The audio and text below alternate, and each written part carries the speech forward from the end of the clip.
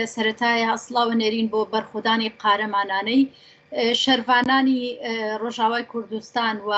لە هەمان کاتا بۆ ئەو گەلە بەرخودێرەمان کە لە ڕۆژاوای کوردستان بە بەردەوامی لە دژی داگیرکاری و پیلانگێڕی سەرگەلی کورد سەر ڕۆژاوای کوردستان سەر دەستکەوتەکانی گەلی کورد لە ناو بەرخودانێکی مەزندایە. هەڵبەتە دەزانین دەوڵەتی داگیرکەری تورک هەر لە سەرەتاوە لە دژی تێکۆشانی گەلی کورد لە دژی دەستکەوتەکانی گەلی کورد هەمیشە لە ناو پیلانە بووە، هەمیشە لە ناو شەردا بووە، بە تایبەتی لە بەرامبەر دەستکەوتەکانی گەلی کورد لە ڕۆژاوای کوردستان دەوڵەتی تورکی یەک ڕۆژێک دەرفەتی نەداوە، هەمیشە لە بیانوو گەڕاوە بۆ ئەوەی هێرش بکاتە سەر ڕۆژاوای کوردستان و دەبینین لە ماوەی ئەم چەند ڕۆژەشدا کە دیسان و ئۆپەراسیۆنێکی بەرفراوانی بۆ سەر ڕۆژاوای کوردستان دەست پێ کردووە بە هەموو ڕێیەک هێرش دەکاتە سەر ڕۆژاوای کوردستان بە هەموو ڕێوڕێبازێک چاو لە هیچ بنەمایەکی مافی مرۆڤ و بنەمای یاسانێ و دەوڵەتیەکان و هیچ پێوەریەک ناناسێ تاوانی جەنگ لە بەرامبەر منداڵ، لە بەرامبەر ژن، لە بەرامبەر هاوڵاتی مەدەنی، لە بەرامبەر دەستگا خزمەتگوزاریەکان ئەنجام دەدات لەو بەشەی وڵات. بۆیە ئەم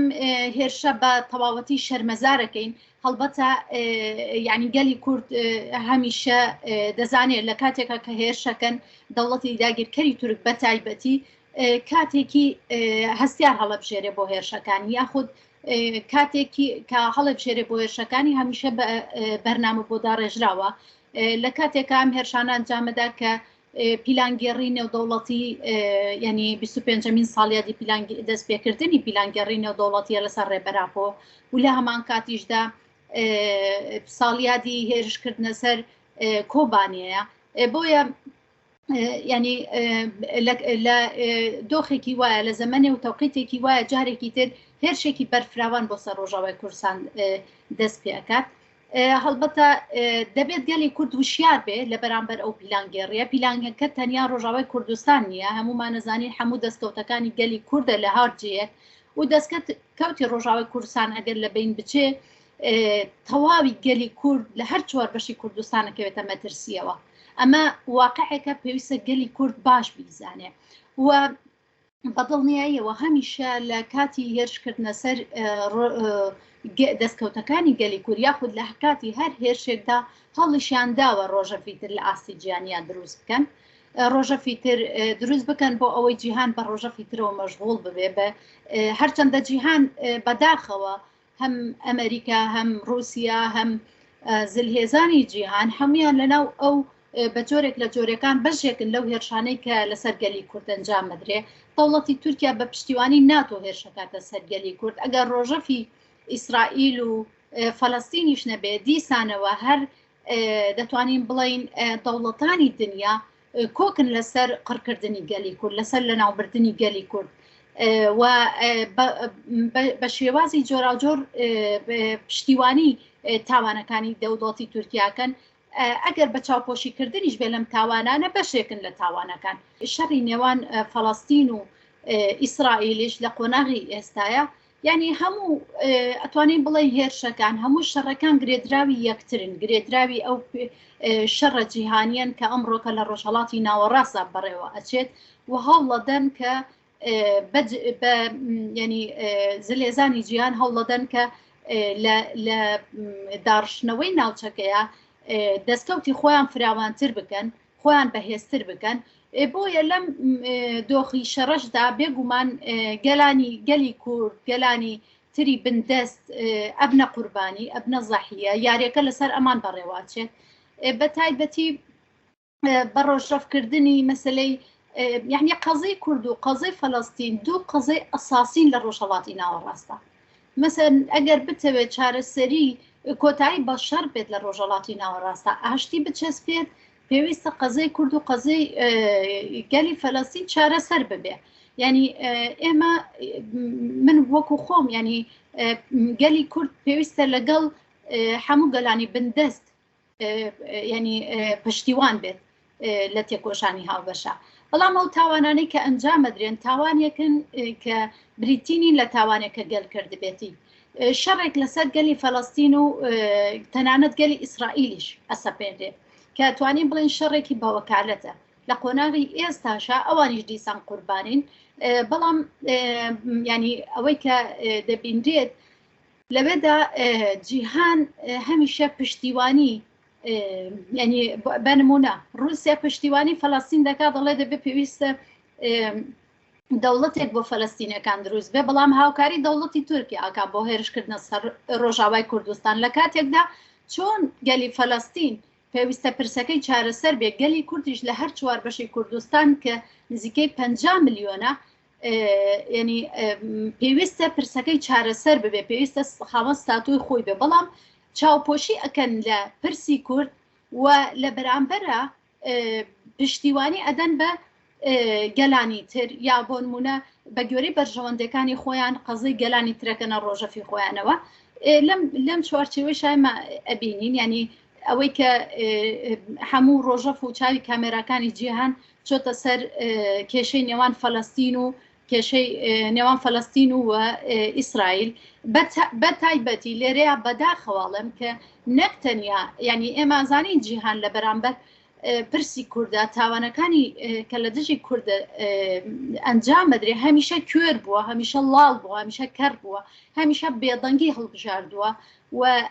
بوونەتە بەشێک بە بێدەنگیەکانیان بوونەتە بەشێک لەو ستەم و مەڵکوژیانەی لە بەرامبەر کووردە ئەکرێ ئەمڕۆ جارێکی تر هەمان سیاست درێژەی هەیە بەڵام لە پاڵەوانە بەداخەوە کوردانی لای خۆشمان بە تایبەتی دەبینین لە باشووری کوردستانە هێزە سیاسی هەندێک حزبی سیاسی هەیە هی ئیسلامی پەدەکە ئەمانە بە ئاشکرا ینی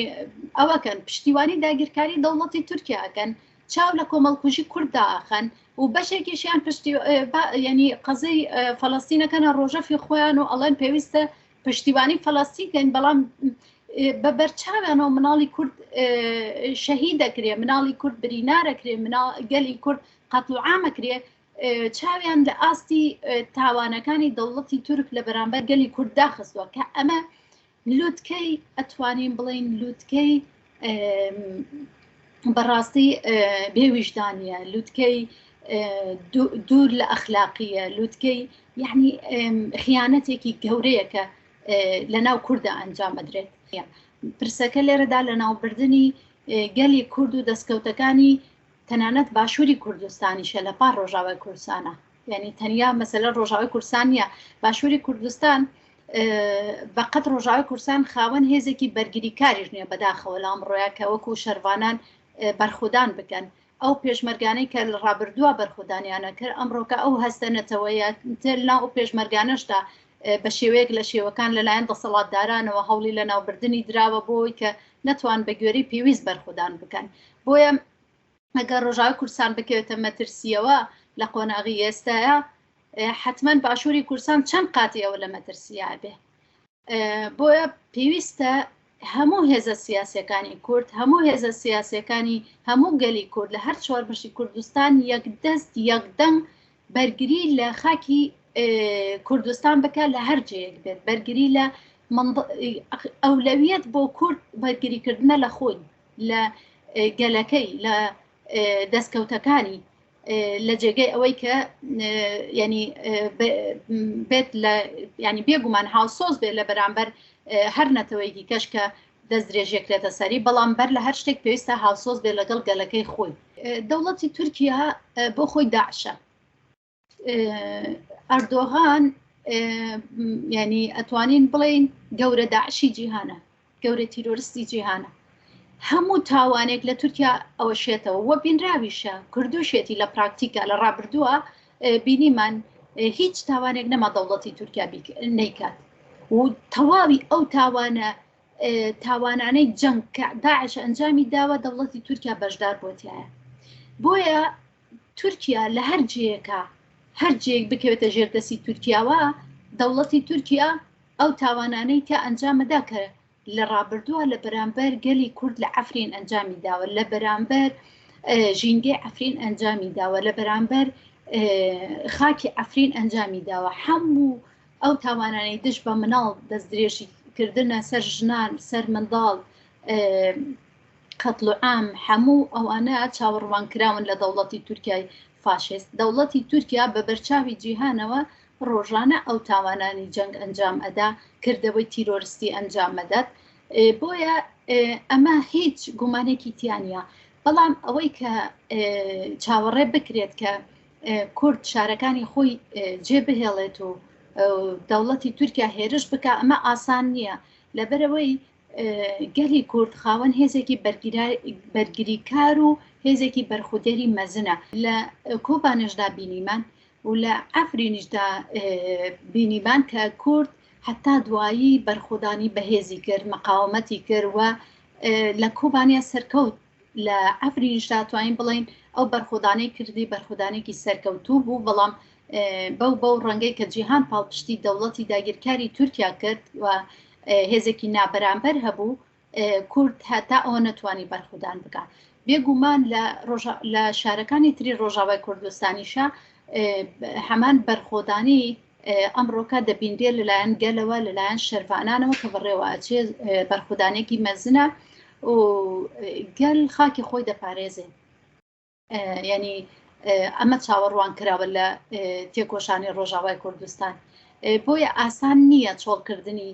شارەکان و یاخود سەرکەوتنی ئەردۆغان لە مێرشەدا، بەڵام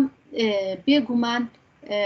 ئەوەی کە هەیە ئێمە ینی وەکو خۆمان باوەڕمان بە هێزی تێکۆشان و بەرخودانی گەلەکەی خۆمان هەیە،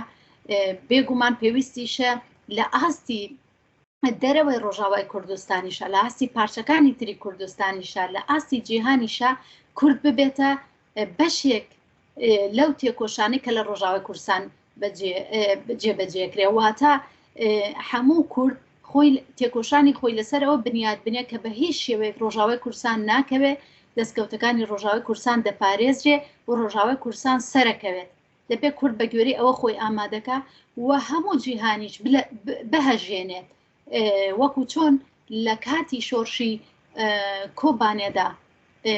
جیهانی هەژان، پێویستە ئێستش لە کاتی ئەم هێرشانی کاکرێتە سەر ڕۆژاوای کوردستان گەلی کورد لەسەر لە مەیدانەکان بێ و ببێتە بەشێک لە شەرڤانانمان کە بوونەتە قەڵغان لە بەرامبەر هێرشەکانی دەوڵەتی تورکیا. ئەگەر بەم ڕەنگە دەست لە ناودەست تێکۆشان بکرێت و گەلی کورد هەمووی ببێتە یەک دەنگ، هێزە کوردیەکان ببنە یەک دەنگ لە بەرامبەر هێرشەکاندا، بێگومان کورد سەرەکەوێ و دەوڵەتی فاشستی تورکیش ئەڕۆخێت و کورد شاری خۆی جێناهێڵێت. یعنی دەخوازم شتێکی کە بڵم کە ئەوەیە پێویستە کورد هاوشانی شەرمەزارکردنی داگیرکاریەکان، ڕوبەڕووبوونەوەی داگیرکاریەکان، پێویستە خیانەتکارانی ناو کوردیش بە هەمان ڕەنگ شەرمەزار بکرێن، بە هەمان ڕەنگ گەلی کورد ئەو دەستە خیانەتکاری لە ناو کووردا هەیە بیبڕێتەوە. ئەگەر ئەم دەستە نەبڕێتەوە کورد ناتوانێت سەرکەوتوو بێت. بێگومان دەوێت هاوکاتی لە ناوبردنی داگیرکاری هاوکاتی ئەوە دەستی خیانەتکاری پەدەکە کە ئەمڕۆکە پێشەنگایەتیەکە لە ئاستی کوردستانە و هاوکاری هێرشە داگیرکاریەکانەکات. و لە ڕۆژانی ڕابردووە بینیمانە وەفدێکی شەرمەزارانەی بەرپرسانی حیزبە کوردەکانی باشووری کوردستان بەرپرسانی پەدەکە و ئەمانە لەگەڵ وەفدی دەوڵەتی تورکیا و ئەردۆغان دانیشتن و داوەتێکەن لە قۆناغێکە ئەوێت مناڵی کورد قەتڵ و عامەکەوان داوەتێکەن بۆ کوردستان و بۆ عێراق. ئەمانە جێگەی شەرمەزارین، پێویستە ئەمانە بکرێنە پند بۆ ئەوەی کە بەڕاستی ئیتر کورد غیرەتی ئەوە نەکات خیانەت بکات، هیچ کەسێک غیرەتی ئەوە نەکات کە خیانەت کا لە گەلەکەی خۆی. ئەوەی ئەوانەیەکەن بەرزترین ئاستی خیانەتە لە قۆناغی ئێستا، بۆیە گەلی کورد هاوشانی ڕوبەڕووبوونەوەی داگیرکاری پێویستە لە بەرامبەر ئەم خیانەتکارانەیە بوەستێتەوە و یعنی بەڕاستی پێویستە ئیتر خیانەت لە کوردستانە بە تایبەتی لە باشووری کوردستانە دەسەڵاتدارانی خیانەتکار سزا بدرێن. لەوە زیاتر ئەگەر بێ سزا بهێڵدرێنەوە کورد بە تەواوەتی هەموو دەکەوێتە مەترسیەوە. بۆیە پێویستە یەک بەیەکی ئەو خیانەتکارانە لەناو بەدادگای گەل سزا بدرێن. قورسترین ئاستی سزا بدرێن بۆ ئەوەی تر کەس جورئەتی ئەو خیانەتە نەکات کە بە ئاشکرا ئێستا دەسەڵاتدارانی پەدەکە بنەماڵەی بارزانی بە ناوی حکوومەتی هەرێم و بە ناوی دەستکەوتەکانی باشووری کوردستانەوە ئەنجامیەدەن. بەداخەوە یعنی ئەگەر میدیا لە ئاسیا چواربەشی کوردستان سێریکەین میدیا یعنی هەمووی وەکو یەکتری نییە، بەشێک لە میدیاکان بەڕاستی میدیای ئازادن پشتیوانی قەزەی نەتەوەی خۆیانەکەن بێلایەن نین لە قەزەی نەتەوەی خۆیانە، لە قەزەی حیزبەکانە بێلایەنن بەڵام لە قەزەی نەتەوەی خۆیانە بێلایەن نین. واتە یعنی کاتێک هاتە سەر قەزەی نەتەوەی خۆیان ڕۆژەفەکانی تر تا ئاستێکی زۆر لا ئەدەن و تەرکیزەکەنە سەر هێرشی داگیرکاری، تەرکیزەکەنە سەر ئەو دۆخەنا هەمواری کە گەلەکەیان تایەتی کە ئەمە ئەرکی ڕاستی میدیایە. بەڵام بەداخەوە لە باشووری کوردستان ئێمە دەبینین کە ئەتوانین بڵین ڕێژەیەکی بەرفراوان لە دەستگای میدیایی دروست بوون، بەشێکی زۆریان سەر بە حیزبە دەسەڵاتدارەکانن، بەشێکیان سەر بە حیزبە ئیسلامیەکانن کە دەستگای بێلایەن زۆر زۆر کەمە یا ئەتوانین بڵین هەر نییە لە باشووری کوردستانە. ئەو دەستگایانێکی کە سەر بە پەدەکەن یعنی نیشاندەری سیاسەتی پەدەکەن کە زۆرینن کە زۆرینەی میدیاکانن سیاسەتێکی خیانەتکارانە بەڕێوە ئەبەن وەکو چۆن حیزبەکەیان خیانەتەکە لە گەلی کورد ئەوانیش پاڵپشتی داگیرکاریەکەن ڕووی داگیرکەران سپیەکەنەوە و بیان و بۆ هێرشەکان نەهێننەوە. لە پاڵەوەیە بەشێکی تری حیزبە ئیسلامیەکانن کە ئەوانیش بە هەمان شێوە ئەتوانین بڵێن پشتیوانی دەوڵەتی داگیرکەری تورکەکەن وەکو سیاسەتەکانیان و قەزەی فەلەستینەکەنە قەزەی ئەولەویەت و قەزەی کوردیەکەی خۆیان یا هەر نایدەن یان کە ئەشیدەن زۆر بە زەعیفیەیدەن. دەستگاکانی تریش وەکو بۆ نمونە هەندێک دەستگایە کە نامەوێت لێرەیان ناویان بەرم کە خۆیان وەکو دەستگای هاوڵاتیان بەناوەکەن بەداخەوە هەتا ئێستا ئەتوانین بڵین ئەوانیش زۆر زۆر جێگەی ڕخنەی گەورن چونکە ینی ئەتوانین بڵین ئەو هەموو هێرش و قەتڵ و عامە لەسەر گەلەکەیان دروستە بێ بە دەگمەن هەواڵێک لەسەر ئەو بابەتە پێشەخەن. ئەوانە دەستگای کوردی نین، ئەتوانین بڵین دەستگایەک دەستگای کوردیە کە بەڕاستی لە قەزەی نەتەوەکەیان پشتیوانی گەلەکەی خۆی بێ. ئەوانە دەستگای ئەتوانین بڵین دەسەڵات خوازن، دەستگای بەرژەوەندی پەرستن بە دوای وەکو حیزبە بەرژەوەندی پەرستەکانی پشتی خۆیان بە دوای بەرژەوەندی شەخسی و حیزبی کەوتون. هیچ کاتێک قەزەی نەتەوەکان بۆ گرنگ نییە. ئەرکی میدیا لەم کاتەیە بێلایەن بوون نییە. میدیا دەبێ هیچ میدیایەکی دنیا نییە بێلایەن بێ. هەموو میدیایەک لە قەزەی نەتەوەکەی خۆیان پاڵپشتی گەلەکەی خۆیەکە، پاڵپشتی نەتەوەکەی خۆیەکە ئەبێتە بەشێک لە پاراستنی گەلەکەی خۆی نەک لە پاراستنی حیزبەکان. بۆیە میدیای کوردیش ئەگەر بەڕاستی میدیای کوردیە دەستگایەک ئەگەر بەڕاستی دەستگای بخۆی بە دەستگای میدیای کوردی ناو ئەبێت لە دژی زوڵ مستەمێک بێت کە ئەمڕۆ لەسەر گەلەکەی بەڕێوە ئەچێت. پشتیوانی حیزب نەکا بەڵام پشتیوانی قەزەی نەتەوەکەی بکە. لەم دۆخی ئێستاە کە دروست بووە لەم شەڕی ئۆپەراسیۆن و هێرشانی سەر ڕۆژاوای کوردستانە لە ڕابردووە لە هێرش و ئۆپەراسیۆنەکانی سەر باشووری کوردستانە لە هێرشە داگیرکاریەکانی کە لە درێژایمەوەی ڕابردووکراوتە سەر کوردستان ئەم دەستگایانە هیچ کاتێ ئەرکی خۆیان جێبەجێ نەکردووە. بە پێچەوانەوە بەڕاستی جێگای ڕەخنن، جێگای شەرمەزارکردنن کارەکانیان و دەبێت بەرپرسیارەتی مێژووی بخەنە ئەستۆی خۆیان کە لەم قۆناغەیە لە بەرامبەر مەترسیدارترین هێرش لەسەر گەلەکەیان کە ئەنجامەدرێ لە بەرامبەر ئەو تاوانانەی جنگ کە لە دژی گەلەکەیان ئەنجامەدرێ وەکو دەستگا جیهانیەکان کار بوون، وەکو دەستگا جیهانیەکان لاڵ بوون و بێدەنگن. یعنی ئەوانیش بەرپرسیارن، بەرپرسیارەتی مێژوویەکێتە سەرشانیان وەکو چۆن ئێمە ئەڵێن کۆمەلگای نێودەوڵەتی ئەمڕۆکە لە ئازگەلی کورد بێدەنگە جێگەی شەرمەزاریە و پێویستە کۆمەلگای نێودەوڵەتی دەنگ هەڵبڕێ، پێویستە میدیا کوردەکانیش چاوەڕوانی دەنگ هەڵبڕینی جیهان نەبن ئەو کاتە قەزەی کورد بکەنە قەزەیەکی ڕۆژە. پێویستە میدیا کوردەکانی سەر ڕۆڵێکی کاریگەر بگێڕن لەوەی کە هێرشە داگیرکاریەکان و تاوانەکانی لە دژی گەلەکەیان ئەنجامەدرێن بیکەنە ڕۆژەفی جیهانی بۆ ئەوەی جیهان ببینێ کەچی بەسەرگەلی کوردادێت. لە ئێستاە هەموو ئینسانێک لە هەر پێگەیەکا بێ هەموو دەستگایەک چی ڕاگەیاندن، چی حزب، چی ڕێکخراو، چی ئەبێت با ببێت هەر ئینسانێک مامۆستا ئەبێت چالاکوانە بێت کێ دەبێ با ببێت پێویستە ئێستا سەفەربەر ببێت و ببێتە بەشێک لەو تێکۆشانەی کە گەلی کورد بۆ پاراستی وڵاتەکەی خۆی لە ڕۆژاوی کوردستان بەڕێوەی ئەبات و ببێتە بەشێک لەو تێکۆشانە وە لە بەرامبەر ئەو تاوانانە بوەستێتەوە لە بەرامبەر ئەو زوڵمە ئەو ستەمە ئەو ناحەقیە بوەستێتەوە کە لە گەلی کوورد دەکرێت لە منداڵی کوورد دەکرێت لە گەنجی کوورد دەکرێت لە ژنی کوورد دەکرێت و بە هەموو ڕەنگێک دژی داگیرکاری بوەستێتەوە باش بزانێ کێ دەبێ با ببێ چۆنە بێ بە حتا ئەو حیزبە خیانەتکارانەی ئەمڕۆکە بوونەتە پارچەیەک لە داگیرکاریەکانی سەر کوردان باش بزانن ئەگەر ئەمڕۆکە هێزی ئازادی خوازی کورد لاواز ببێت کە بێگومان لە ناو ناچێ ئەگەر لاوازیش ببێ بێگومان سەرێ ئەوانیش دێ یەک بە یەک لە ناو ئەچن بۆیە کورد دەبێ لە هەر جێکا بێ لە هەر ئاستێکا بێ بتوانێت ببێتە یەک دەست یەک دەنگ و لە بەرامبەر داگیرکاری و هێرشەکانە لەسەر پێ بێ.